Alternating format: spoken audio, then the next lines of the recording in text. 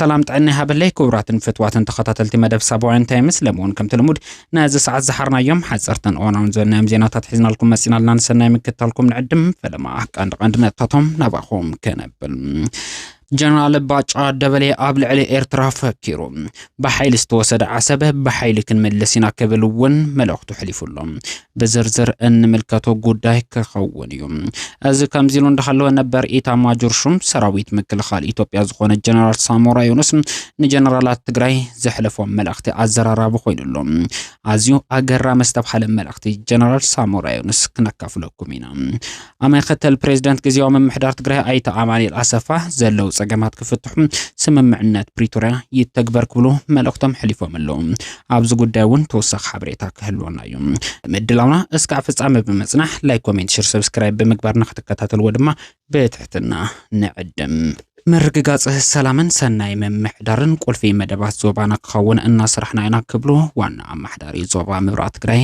ገሊሶም ዋና አማحداري زوبا مبرات تግራይ ዝኾኑ ዶክተር አብርሃም ሓጎስ ነዚ ዝገለጹም አመራርሓ ኩለን ገጠር ወረዳታትን ከተማታትን እትዞባ አፈጻጸማ ቀዳማይ ርብዒ በጀት ዓመት አበ ከተማ ውቅሮ አበ ዝገምግሙሉ ዘለው ዋን ምዃኑ ተገሊጹሎም በመሰረት እዚ እቶም ዋና አማحداري ከም ዝበልዎ ኣብዚ ሕዚ ዋና አበ ገጠር ይኹን አበ ከተማ بسانكي قدلت مريحنات زرعي زلو كفتتات سناي ممحدارن صقماتومن بعمقات جمجمنا جزء انكي حابنا نمع الرايو قلتفنا ناب تكبار ان السغاغرلو ايواننا زلنا كبلو وسيخوم تغيسوم اللوم عبت زوبا وحس سلام بمسفان زتجمرو وحس منقسقاس لمعتن صدتان دما اطراخيرنا كنقصلينا كبلو وسيخوم حبيروم يوم قلفن زلاعن مفتحي بمسرس ممعنات بريتوريا تمزابلت دحنتهم تحالم نابه مربتهم كملسو مغباري كبل مختل بريزيدنت كزيو ممحدار تግራይ አይተ አማኑኤል አሰፋ ገሊጹ مختل بريزيدنت كزيو ممحدار تግራይ አይተ አማኑኤል አሰፋ ምስ ዳይሬክተር ቤት ጽሕፈት ምትሕባር ሰብአዊ ሓገዝ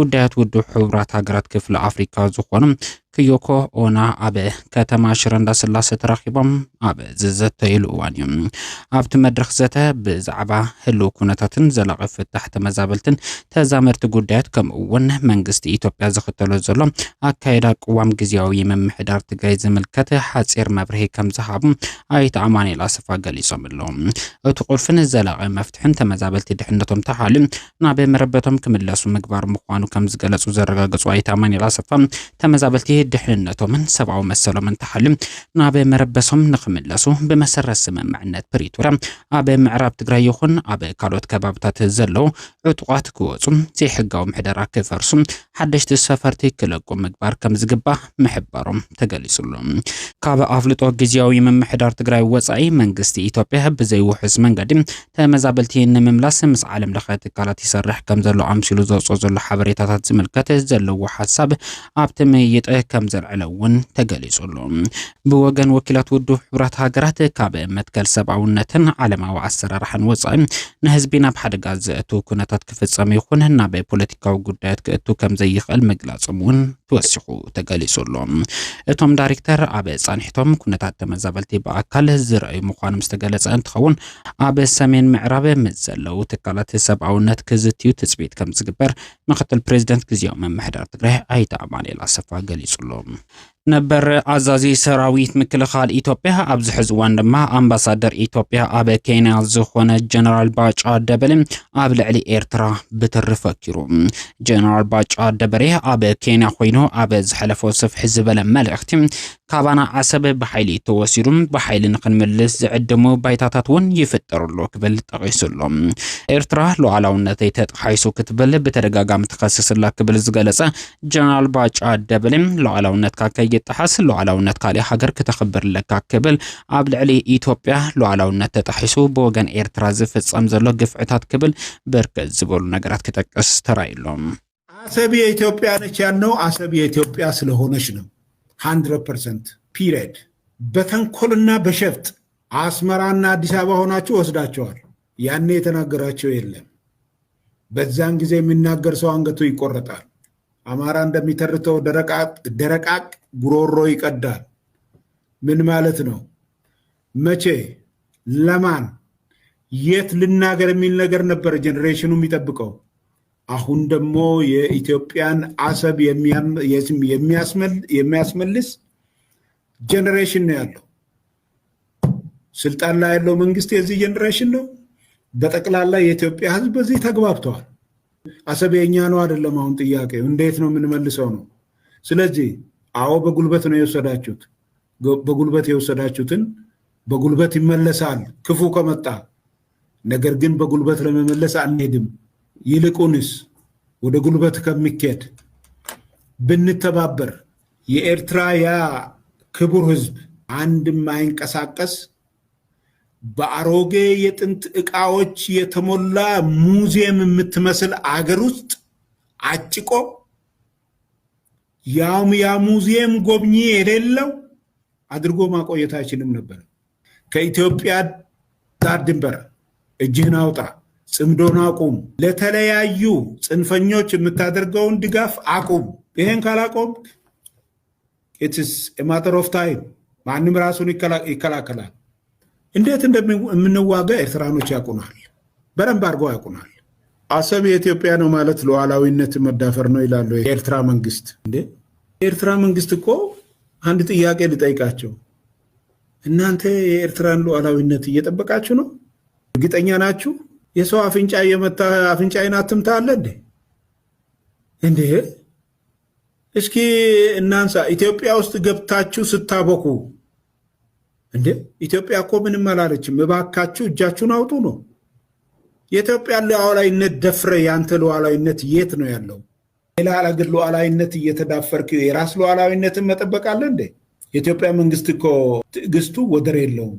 እና ማን ነው የኤርትራን ሉዓላዊነት ተነካ ብሎ የሚከራከርልህ? የኢትዮጵያ መንግስት ትዕግስት በተገቢ ተጠቀሙበት። ሴትዮዋ ነጠላ አምጪልኝ እባክሽን እጄ ልሳደብ ብላ አንዱ ከመንገድ መጥቶ ማማ ምን ነው እንዲህ ነጠላ ሳይለብሱ ወጡ ብሎ ብላቸው በይተዩ ሌላ ቦታ ለድም የሚሰደበውን እዚህ አግኝቻለሁ እንደተባለው ኤርትራ መንግስትም ምን ብሎ ነው እሱ ቲፒኤልኤፍ ጋር የሚጣላው? ቲፒኤልኤፍ ራሱ ተዘጋጅቶለት መጣ ከመንግስት ጋር ፕሪቶሪያን የሚያፈርስለት ከሱ ጋር አንድ ሆኑ። በዚህ መሰረት እሱ የሚፈልገው ዓላማው የኢትዮጵያ ሰላም እንዳታገኝ ነው። ስለዚህ ለኤርትራ መንግስት ተቃርኖ አይሆንበትም። ዓላማው ኢትዮጵያ ሰላም እንዳታገኝ ነው። የኢትዮጵያን ሉዓላዊነት መድፈር ነው። ተቃርኖ የሚሆነው ለማን ነው? ለቲፒኤልኤፍ ነው። ቲፒኤልኤፍ በጄኖሳይድ በዝርፊያ እና ሴቶችን በመድፈር 70% በኤርትራ መንግስት ተረጋግጧል የሚል ነገር ነው የነበረው። ይሄንን ጭልጥ አድርገው በራሳቸው ላይ ዙሮ ጥለው በትግራይ ህዝብ ላይ ጄኖሳይድ ፈጸመ ከሚሉት በላይ ሌላ ጄኖሳይድ የቲፒኤልኤፍ ዋርሎዶች ፈጸሙ። ጽምዶ የሚባለው በትግራይ ህዝብ ላይ ልክ ሰሜን እዝ ላይ የተደረገውን ክህደት መልሰው በትግራይ ህዝብ ላይ ሌላ ክህደት ፈጸሙ። ሌባ ጸጥታን አይወድም። ሌባ መረጋጋትን አይወድም። ሌባ ግርግር ነው የሚወደው። ስለዚህ እነዚህ ዘራፊዎች ዋርሎዶች የቆሞ ቀሩን የቲፒኤልኤፍ አመራር ይዘው ይኸው የትግራይ ህዝብን እንደፈለገ ይጫወቱበታል ማለት ነው። ለነሱ መርህ አይሰራም። ለነሱ ፕሪንሲፕል የሚባል ነገር አይሰራም። ነበር ኢታማጆር ሹም ሰራዊት ምክልኻል ኢትዮጵያ ጀነራል ሳሞራ የኑስ ድሕር ንውሕ ዝበለ እዋን ኣብ እዋናዊ ኩነታት ኢትዮጵያ ትግራይን ኤርትራን ኣመልኪቶም ኣፎም ፈቲሖም። ጀነራል ሳሞራ የኑስ ምስ ጋዜጣ አዲስ ዘመን ኣብ ዝነበሮም ሰፍሕ ዝበለ ጸንሒት ኣብ ትግራይ ናይ ሓሳብ ኣፈላላይ እንትፍጠር ብኹናት ጥራሕ ንምፍታር ዝግበር ጉያ ጠጠው ክብል ይግባእ ክብል ጠቂሱሎም። ጀነራል ሳሞራ የኑስ ኣብ ዝሃቦ ሰፍሕ ዝበለ ርእቶም ቅድሚ ሕዚ ኣብ ልዕሊ ህዝቢ ትግራይ ብዝተፈጠረ ስሕተት ከቢድ ዝተብሃለ ሓደጋን ዋጋን ተኸፊሉ ክብል ዝጠቐሰ እንትኸውን ካብዚ ብምብጋስ ህዝቢ ትግራይ ድሕር ሕዚ ኩናት ይኣኽለኒ ኢሉ ክብል ጠቂሱሎም። በዚ መሰረት እውን ድሕር ሕዚ ኣብ ትግራይ ኩናት ዝውላዕ እንተኮይኑ ህዝቢ ዝድግፈሉ ዝኾነ ይኹን መንገዲ የለን ክብል ወሲኹ ጠቂሱሎም። ቅድሚ ሕዚ ዝፍጠሩ ናይ ሓሳብ ኣፈላላያት ብኩናት ንምፍታሕ ዝተገበሩ ከበድቲ ኩናት ንህዝቢ ትግራይ ከቢድ ዋጋ ኣኽፊሎም እዮም ክብል ዝገልጽ ነበር ኢታማጆር ሹም ሰራዊት ምክልኻል ኢትዮጵያ ጀነራል ሳሞራ የኑስ ድሕር ሕዚ ኣብ ልዕሊ ህዝቢ ትግራይ ኩናት ክኽፈት የብሉን ክብል ጠቂሱሎ እቲ ጀነራል ወሲኹ ኩናት ሰዓርካ ኣይሰዓርካ ምንም ጽቡቕ ነገር የብሉን ወይ ከዓ ዝሕጉስ ነገር ኣይኾነን ክብል ዝጠቀሰ እንትኸውን ካብ ኩናት ወጻኢ ዘለው ኣፈላላያት ብዘተ ንምፍታሕ ክስራሕ ከም ዝግባእ ጠቂሱሎ እቲ ጀነራል ወሲኹ ኣብ ትግራይ ዝርከቡ ኣዘዝቲ ሰራዊት ኩናት ክመጽእ እንዳበሉ ህዝቢ የሸቅሉሎ ክብል ዝጠቀሰ እንትኸውን እዚ ጌጋ እዩ ንህዝቢ ዝፈቱ ዘኽብሩ እንተኾይኖም ኣብ ውሽጢ ትግራይ ዘለው ናይ ጸጥታ ጸገም ክፈትሑ ክሰርሑ ይግባእ ክብል እውን ክጠቅስ ተራይሎም